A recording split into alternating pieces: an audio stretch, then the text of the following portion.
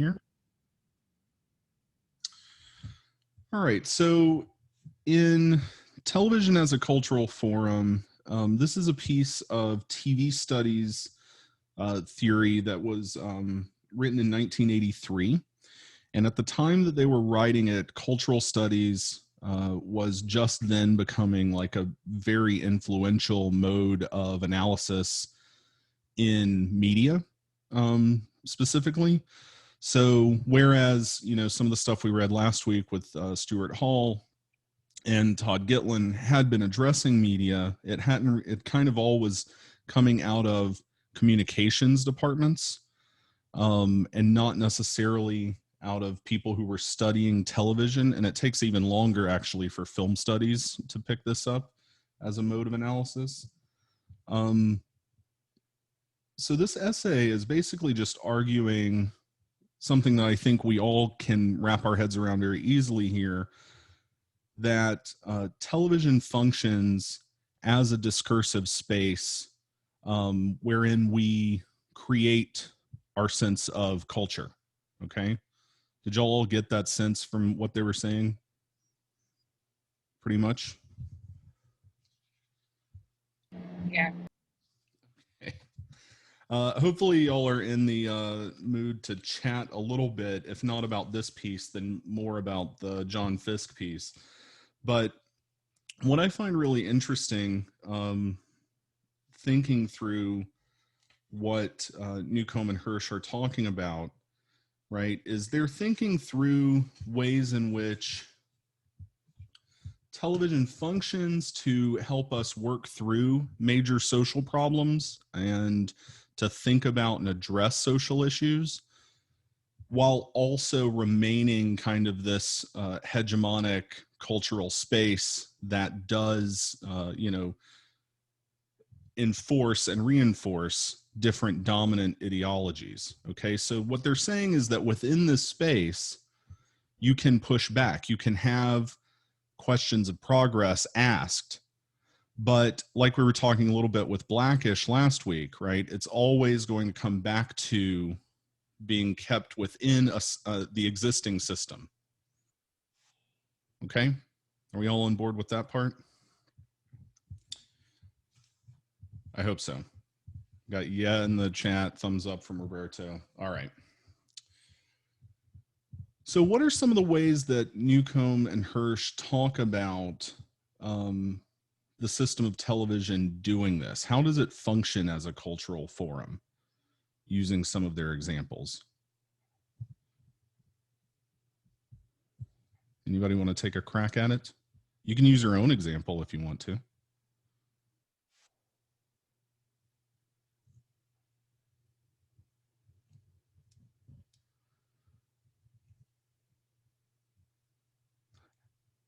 I can ask a different question. How did you read this essay? Let's just talk about reading it. Was it easy to grasp, or did you have problems with it? What were some things you disagreed with? Yeah, Sawyer, the original question that I was asking was just like, what are some of their examples for how television functions this way as a cultural forum? So how does it create culture and provide space for us to push back on culture, while also remaining kind of this top-down hegemonic ideological structure? And that's pretty much the original question. So I know we talked about it last week with Blackish, but especially with the Mary Tyler Moore show and MASH, it brought to attention like the problem a week solved immediately nature of like ideological pushback. Yeah. And I thought that was kind of prescient. We still do that with everything. Oh yeah, for sure. I mean, the big example that they point to is Father Knows Best, which has a very famous episode. Because do y'all know about Father Knows Best? Just as an idea, even like of a sitcom, the basic formula of it. It's basically Leave It to Beaver, but even more patriarchally kind of 1950s utopia suburban sitcom. And their episode that they talk about is called Betty Girl Engineer, and it used to be available for free on YouTube. I didn't want to make anybody pay for it, so that's why we didn't watch it this week, because I don't think it's anywhere for free, at least 2 weeks ago when I checked for it. But within that episode, they go the situation of the sitcom that week is that there is a job shadowing program that the high schoolers are doing. And Betty, the oldest daughter, does not want to go and shadow like a traditionally female-oriented woman's job, okay? Which tended to focus on anything you might imagine, right? Seamstress, secretary, that sort of thing. What she wants to do is become a civil engineer. And so she signs up to become to shadow the civil engineering department within the town's government, and to go out and survey land with them as her job shadowing. Now, in the episode, it is presented in a very progressive way that Betty can do these things, and that's she is allowed to do them. But within the episode as well, there's constant pushback from first her parents and the school. They don't want her to do it. They suggest over and over again, maybe doing something different, a little more traditional. But the main kind of conflict is from the guy who is in charge of the surveying team that she is shadowing, who really pushes back on her to the point of like sending her home crying at the end of the day, kind of abusively. The way that this problem resolves itself, right? And it's addressing a social issue, okay? That women, particularly after World War II, have been working in what are traditionally men's job fields, and want to continue working, and newer women want to take up positions in those fields as well. But the way that it comes back around is by the end of the episode, she has decided that she doesn't want to actually do that. She has found something else that she's interested in. And part of her drive toward coming to that decision is the fact that she likes the guy who had been trying to get her to stop being on his surveying team to begin with, right? So within this one episode, there are all these questions of patriarchal normativity and, traditional relationships and traditional jobs and training that are brought up and asked, right? So viewers, as part of a participant in this cultural forum of television, are presented with all these different ideas. But they're worked out over the course of the episode so that by the end, the dominant structures reassert themselves again. Okay? So that we can have progress, but not too much progress, only incremental progress. Does this sound familiar to anybody? Yes. In terms of like how that's evolved, is it okay? I'm thinking about Green Book because this is like the one that just most permeates with it. Yeah, Because sure. Green Book is like made this the individual is the fault of racism, and that can be solved by fixing the individual. Is this like different from that because it does address the structural implementation of like patriarchy and that type of thing, or is it like just less of it? Is Green Book just less ideological because of that reason? That doesn't seem the right way to say it. No, I think are you asking in terms of what Newcomb and Hirsch are writing about TV's function here? Or Yes. just in terms of the dominant ideology that they're addressing? I think I'm writing in terms of TV's function. Okay, so I think what you're getting at is a similarity for how film does the same thing a lot of the time, where it makes the big P political idea into a little p personal problem, and attempts to solve it that way, which is, what Todd Gitlin was getting at last week in our reading. So, the idea that you're going to open up this can of worms, so to speak, but the way that it's going to get addressed has to remain within the system as it exists. Otherwise, it's too disruptive. And if it's too disruptive, people might get out of line. Does that make sense? Yes. So, like, pushback on like the film Green Book, right, is that this whole systemic problem, okay, of institutionalized racism was solved, even though it still exists. It was solved in some idyllic version of the racist past by two men becoming friends during a trip, which possibly didn't even actually happen according to anybody involved in the thing, right? So that's what they're getting at. But what Newcomb and Hirsch are describing is just how television does that as a system, right? So it allows us through any type of programming, it can be scripted. Fisk here in a second will talk a lot about news.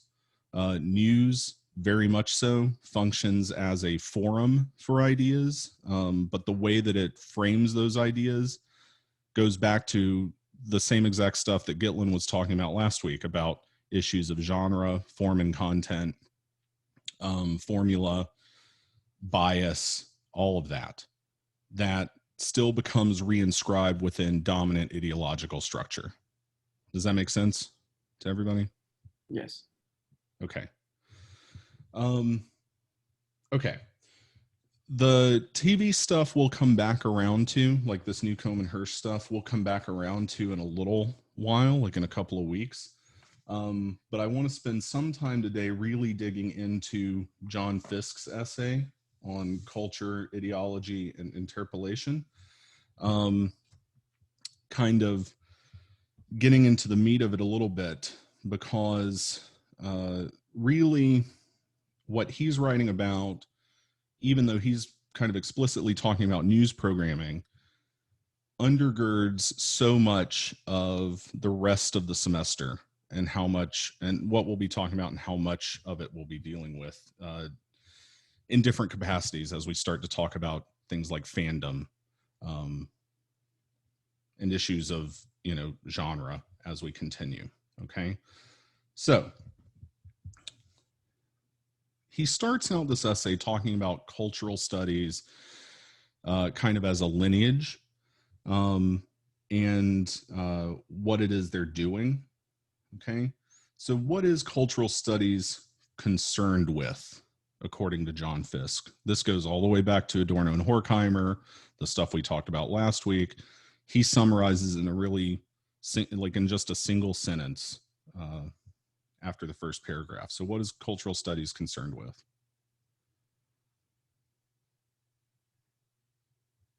Anybody? You can type it in the chat. It says generation of meanings of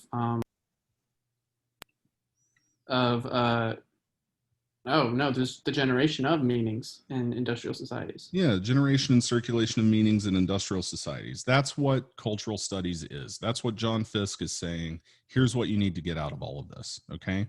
How do you understand the generation and circulation of meaning in an industrial society?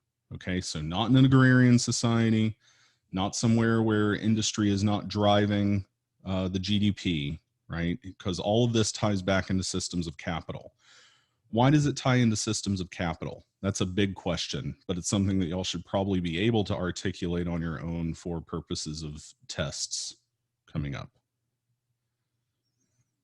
So why is it important that it's within a system of capital?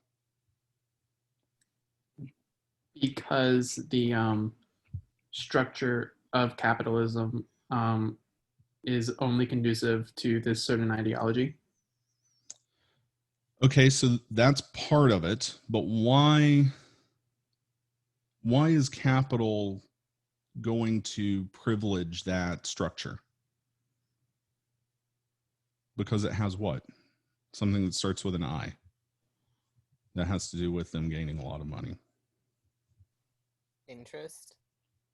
An incentive, but interest works as well, right? But they have an incentive to maintain power structures as they exist in order to continue facilitating profit flow, right?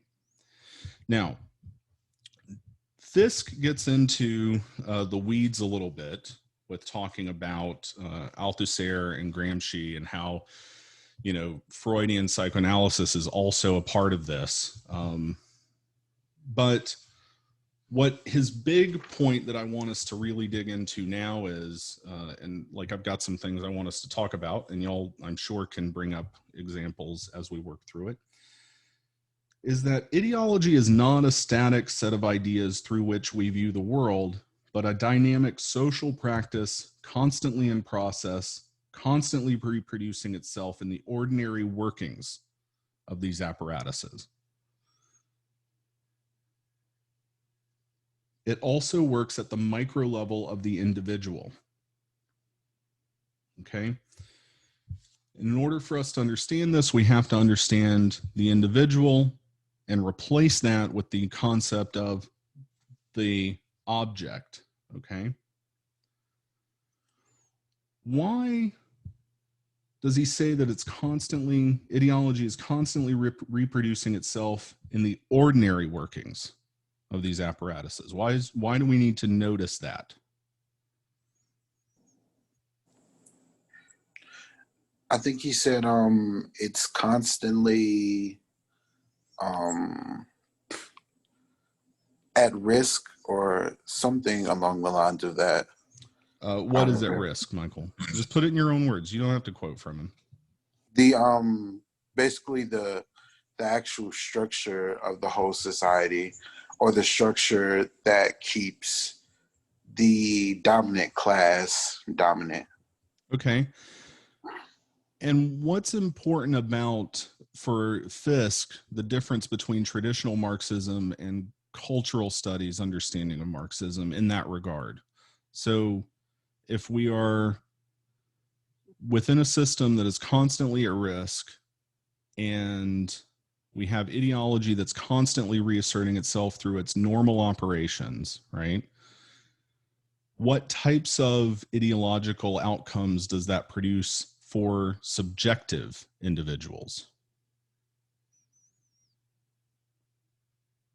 Does everybody believe the same thing based on their own class group or race group, according to Fisk? We all always kind of default to the dominant worldview. Right. So that, right, like women can have a masculine and adopt a masculine subjectivity, right? So that, meaning that, as Fisk explains it, she can make sense of the world and of herself and her place in that world through patriarchal ideology. Can you all think of any examples of this happening where a woman has adopted a patriarchal, ideological, masculine thought process of subjectivity? I know that this is, again, mostly film-based and not as much for, that's fine, say, news or television, but Mulvey wrote about segmentation a lot. So when there was like a shot of a camera slowly going up a woman's body, that's adopting the masculine camera's lens point of view, and okay, just the like patriarchy as a whole's view as well. Okay, yeah, and within that, you know, this is a little bit of what Fisk was trying to get at with his mention of like psychoanalysis being brought into the fold as well. What Mulvey's talking about there is the creation of a subjectivity in which a woman is also viewing that, right? So it reinforces the masculine ideology, the patriarchal subjectivity of it, while even a woman is participating in the viewing, okay? If we move that into the realm of media and kind of just remove the idea of the camera apparatus from it and just think about pure ideological construct a little bit, right? It can be something as simple as having a woman who is arguing against women's right to go and have a job, right? Which you do get sometimes, right? Have y'all heard people say that before? Women say that? Like women shouldn't have jobs. That's the men's thing. They should be in the kitchen. They should be doing whatever. Those are masculinist subjectivities that women who are espousing those ideas have adopted. Okay? So he also says that a black person can have a white subjectivity and a member of the working class, a middle class subjectivity. The latter, I think, is extremely common. I'm not black, so I cannot speak to the pervasiveness of black people having white subjectivities, but you do see it happen sometimes. Does anybody have examples of a black person, media figure? We can take a media figure having a white subjectivity. Sorry, who was that speaking? Sawyer. Yeah, Sawyer, go ahead. I haven't watched a lot of the Boondocks, but I have friends who have, and there's like this one character who is black, who is convinced he's white, is actually incredibly racist against other black people because he's convinced he was supposed to be white. Yep. Which I think is like a really extreme example, and I don't think there are very many people in real life who are like that, but... Not in that same way, right? The Boondocks... Like a Charles Barkley or something. Okay, Ambernice, would you mind just like furthering that thought about Charles Barkley a little bit? I'm not really big on just knowing exactly what he's said, but I do know like he's known for just very being, I don't know if I'm allowed to say coonish, but you can say it. I'm not going to say it. Okay. Yeah, he just has like that type of figure just based around him. And it's just that mindset of, I think that I'm above you or above, you know, the skin color that I'm perceived as, and this is the type of people that I am on the same level with, meaning white people, you know, of higher status. Mm-hmm.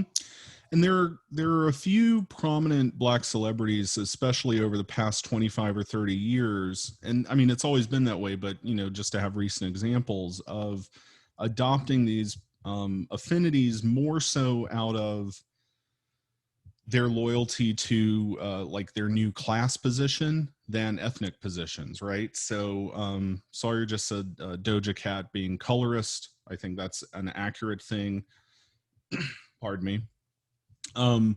But more extreme than that, somebody like, you know, very famously for years and years and years, Bill Cosby would go around on any talk show that would ask him about it, and you know, constantly just harangue younger black males, particularly for speaking in slang or for wearing their pants below the waist, just anything that was perceived as a negative stereotype, right?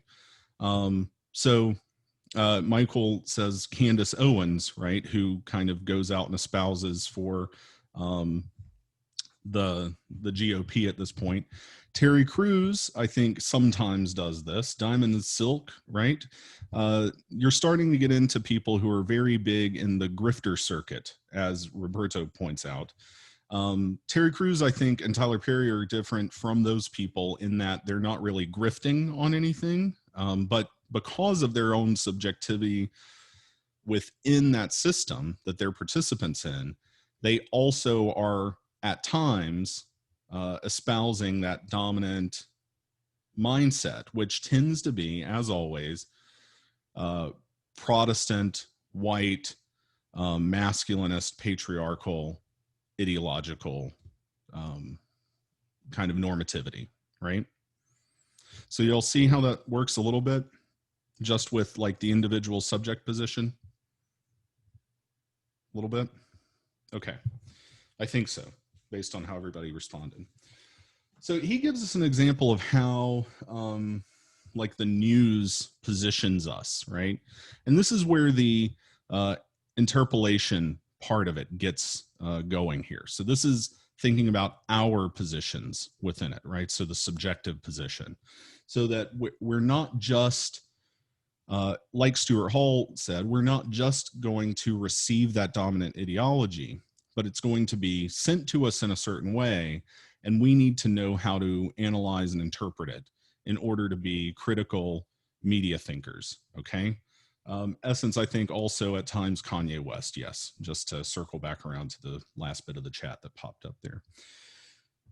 So I want to show y'all something that happened just this week that I found kind of personally infuriating as a historian, because, you know, is anybody in here also doing like journalism stuff? Anybody taken journalism classes or know people in journalism classes? We used to have a lot more overlap before we were our own department when we were still in communication. What is the job? I'm just asking y'all generally, what is the job of a journalist in your understanding? Just what is a journalist? I'm sorry, go ahead, Bernice. Reporting on news. Okay, they're reporting on news. How are they reporting? Okay, Sawyer says unbiased truth. Roberto, mostly reporting. What does that mean, unbiased? What are our expectations of reporters? If you could just say it, to like not put any sort of personal spin. Like if someone gets shot, they don't say, all they report is this person shot this person at this time in this place. Okay. And they don't put any like emphasis on like race or gender or class. It's just this happened at this time in this way. That's it. Okay. Is that an expectation that you personally hold or that we think society holds for journalists? It's what should be expected, but it's not anymore. Okay. We're starting to get into a little bit of a murky territory, but I'm going to bring it home to you in just a second, so don't worry about it. So just to go back to what's going on in the chat, right? So Sawyer, unbiased truth, Essence, giving facts, Shay, providing facts as accurately as possible, Michael McLean, presenting only facts. Okay. One of the problems with how we think about what a journalist's job is well beyond just whether or not they're reporting facts, right? So Fisk has an example of a news report that the entire framing of it, right? It's reporting the facts of it, but every ounce of the framing, whether intentional or unintentional, frames striking workers as a negative, okay? How does that report that he cites do that? So I'll read the first part, right? So the news anchor says, there's growing concern tonight about the possible economic impact the nationwide railroad strike set for midnight tonight poses. The unions and the railroads remain deadlocked. Wyatt Andrews brings us up to date on what President Bush and Congress may do about it. Then the reporter comes in. By morning, 230,000 rail workers might not be working on the railroad, and the strike threatens millions of Americans, just as thousands of commuters may find no train leaving the station beginning tonight at midnight. So how is that framing the story? We have certain connotations to certain words, like strike is hit, so it's a negative connotation. So we're immediately implanting or I guess the news is immediately giving ideas of how to think about it and how to think about the unions. Okay. Right, which is leading people to worry. Like their agenda is for people to worry. Yes. Yeah. There's a recent example of this, the NBA strike. Okay. Do we remember that? I know the news moves. A boycott, which was they refused to call it a strike in the news reportage of it. Everybody referred to it as a boycott. But why was it not a boycott? Because they're the producers and not the consumers. So it was immediately a wildcat strike. There was nothing that could be boycotted. Yeah, the people who produced the labor were the ones not producing capital for the company, right? Not purchase power. Boycott has to do with purchasing or refusing to purchase. Strike has to do with refusing to produce the thing that produces capital for them that people can purchase, right? So the way that it was talked about was in terms of a boycott, right? Why boycott? It goes well beyond like not wanting to refer to it as a strike, but why?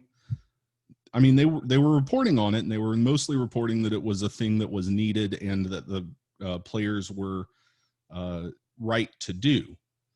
But why boycott in that sense? Is it because of the historical connotation that boycotts have with the Civil Rights Act? With the Civil Rights Act, for sure. And it's seen as a positive, neutral action, right? Because it's like boycott is essentially inaction. Right. Whereas a strike, not only is it a direct action in response to issues of labor, right, that have specific demands about how you will get back up and running, but it's also, if you talk about a strike in a positive sense, what have we spent 70 years in this country demeaning as a negative overall?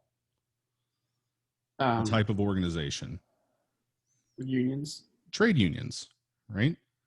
People are like, oh, I'm anti-union, you know, all this other stuff. When you talk about something as a strike and it's a positive, you are generating ideological positivity toward the concept of trade unions and labor unions. Okay. So that framing, right, even then is biased. Okay. Even when they're just like, even if a reporter were to get on and just say the words, today the NBA announced that the NBA players announced that they were boycotting the playoffs. Even just saying that, according to how Fisk is talking here, has that biased slant in it, because they're repeating words that frame it within an ideological subjectivity that they might not even actually agree with, because by and large, the players were supported, right? And it goes back to how people were talking about it, also parroting the word boycott after hearing the reports about it, right? So that the common people took it up as, you know, this is a boycott. This is something that's positive, okay? So moving on from Fisk's example, let's look at something that's even more recent, literally last week, okay? Give me 1 second here. So we're all familiar with the Atlantic article that came out talking about all the times that the president referred to troops as losers and demeaned like having served in the military, and specifically refused to go and visit like World War I and World War II graves while in France. We all remember this? Yes. Okay. So what was the controversy as framed by some in the media about that story? How was it even framed as a controversy?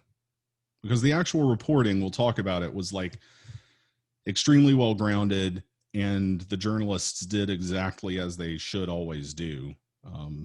And they did not have anonymous sources, okay? They had unnamed sources, but they're not anonymous. Anonymous means that somebody is refusing to tell you who they are and giving you the information. Unnamed means that you know exactly who they are, and they are giving you the information on condition that you will not report their name, okay? But that is a verifiable thing, right? If you know exactly who somebody is, you go to your editor, and this is how reporting works. You go to your editor and say, this is the person, this is the person, this is the person that have sourced my information, and that's good, okay? It means that, you know, we've done our job here. So it's not anonymous, but that story was framed as if nobody knew who these people were who were saying that the president had done and said these things, which is not true. Every reporter that worked on that article and every reporter that verified it at numerous news outlets later also knew about it. Okay. So we all on board with what happened, at least up to this point? Yes, thumbs up, thumbs down. Okay. So here's how it was reported on the day of on Fox News. So I'm going to play and share my screen here. Not the whole thing, but a few minutes of it. Everybody see? Okay. All right, so this is from Fox News, okay? This is not some other network. We're all familiar with Fox News and what it is, okay? Write things like that. It could have been, you know, a lot of times the sources aren't sources, they don't exist, and sometimes the sources are just people that are disgruntled former so-called employees. All right, so the president said yesterday this Atlantic, magazine article on him in which he is claimed to have said that troops killed in combat are losers and suckers is just fake news. Never happened. He never said it. But the fallout has been swift here as he's been trying to pound that message. Others have come back to say, well, we're hearing otherwise. The bottom line is there's a lot of confusion around this. Jennifer Griffin has been exploring this in great detail. She joins us right now. Jennifer. Hi, Neil. My sources include two senior former Trump administration officials who were on the trip to France where these remarks allegedly were made. They confirmed key parts of the Atlantic article and certainly described a pattern of behavior by the president in describing war veterans and wounded warriors that coincides with the description in the Atlantic article. One of these former Trump administration officials told me when the president spoke about the Vietnam War, he always said it was a stupid war. Anyone who went was a sucker. According to this source, the president would often say about American veterans, what's in it for them? They don't make any money. The source said it was a character flaw of the president. He could not understand why someone would die for their country. It was not worth it to him. Multiple sources say they heard the president say something similar at Arlington National Cemetery, standing in front of General John Kelly's son Robert's grave. Regarding the trip to France and to the French cemetery to mark the end of World War I, according to my source, the president was not in a good mood that day. He was furious at the French president, Macron. He questioned why he had to go to two cemeteries. Why do I have to do two? He was planning to go to one cemetery on the first day and another one the second day. When asked if the president could have driven to Aisne-Marne Cemetery in what was described as a drizzle, the rain was a drizzle, this former official said the president drives a lot. The other world leaders drove to the cemeteries. He just didn't want to go. Separately, during a White House planning session after seeing the Bastille Day parade in France, President Trump did not want to include in the parade, according to this source who was in the meetings, quote, wounded guys. That's not a good look. Americans don't like that. Okay. So what we have here is Fox News's own reporter, Jennifer Giddens. This is their reporter, their national security reporter, okay? Using her own sources to independently verify aspects of that report, including key quotes and key behaviors that had been refuted by the president and his allies, both in the White House, Congress, and in the media, okay? So everybody heard what she said, right? So now I'm going to give you the next morning. So that went out in the evening, her report on Fox News Live.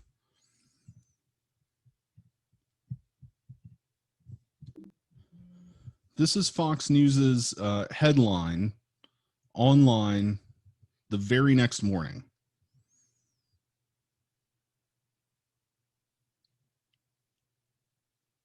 What are they not mentioning at all? How is this report being framed?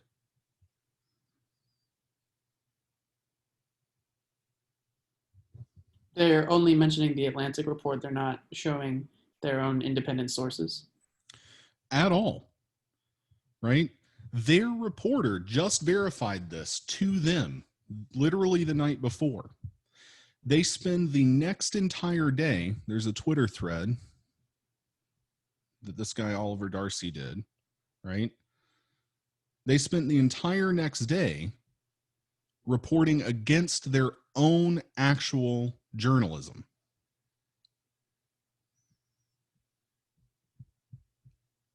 Commander-in-Chief, 2 former officials. Okay, so this is the closest they get here. Brett Baer says, thought we would lay all that out for you at home to make a decision, right? So not even taking up the stance of like, this is what was verified. Okay, this was their headline we just saw. And then current and former members of the staff, though, who say they were with the president that day and that nothing of the kind ever happened. I'm talking about Sarah Huckabee Actually, they haven't Sanders said that. They just said they haven't heard. People like that. They haven't said that. They just said they didn't hear it. And again, multiple sources confirmed this and multiple news organizations confirmed this. But if you don't want to believe that, believe your own eyes, because this president has been disrespecting the military from the day that he let some sucker, in his view, go in his place to serve in Vietnam because he didn't want to. Let me read the quotes from Sarah Huckabee Sanders. She was the president's press spokesperson at the time. She says, I was actually there and one of the people part of the discussion. This never happened. I've sat in the room when our president called family members after their sons were killed in action, and it was heart-wrenching. Hogan Gidley, also part of the White House communications team, says, I was there in Paris, and the president never said those things. Okay, so a couple of questions I want you all to think about here. One, how is Fox News's reporting of their own journalistic report of what happened, right? How is this creating a system in which, like John Fisk describes, a dominant strain of ideology that is coming through? And I want to know whose ideology and why. So just think about the sourcing here for a second. So it's Fox News, who's going to be primarily based on what we know of the audience, right? And we could do the same thing for MSNBC. This isn't just me ragging on Fox News, although they're an extreme example of it. And, you know, the president is what he is at this point. Yeah. Y'all aren't going to catch me saying anything I wouldn't say to anybody else. So, but like, what is Fox News's basic general audience? Just demographically, how do we conceptualize them? Very elderly. Conservative. Okay, conservative, possibly very elderly. We know that they have a lot of elderly viewers. Well, I got a new message in the chat. Boomer white conservatives, old Republicans. Okay, so we have some like understanding here of who Fox envisions themselves talking to, right? Also very important to keep in mind who is a very big public figure who we know watches, by his own admission, at least 8 hours of Fox News every single day. Trump. Yes, right? I mean, I don't know if y'all caught that, but last week somebody asked him where he was getting his information about an actual national security issue, and he listed off 8 hours of Fox News programs that he watched to get what he was, talking about. From. So why is that relationship important to acknowledge here? Why might they have an incentive to both those viewers and to the president to treat this report in this way? And then we'll get off of the pure politics part of it. Why do they have an incentive to frame this way? To keep them watching it, right? Because people might turn their TVs off during that report if it's accurate and it's going all day. Okay. Any other reason? As a news network, go ahead, Roberto. to keep Trump himself placated, and so that you do not want him to think that you're an enemy like the losers at CNN, right? Because when he turns his back on you, you have this whole other thing you have to start dealing with online, sometimes in person, that has been building up in the Republican Party since the 1980s, okay? Where you have a lot of very angry people who are very reactionary, who might try and do something about it, okay? Keep people funding it happy. Sawyer, that's certainly true. All right, moving along from just the like Republican Democrat part of this, why is Pete Buttigieg on there? He was a former. Well, I mean, he wasn't like actually. Yeah. Go along that run. What is he? A veteran, right? Yeah, and also at the same time like a McKinsey analyst. So okay. Oh my god. Yeah. So he serves kind of this dual ideological function, right?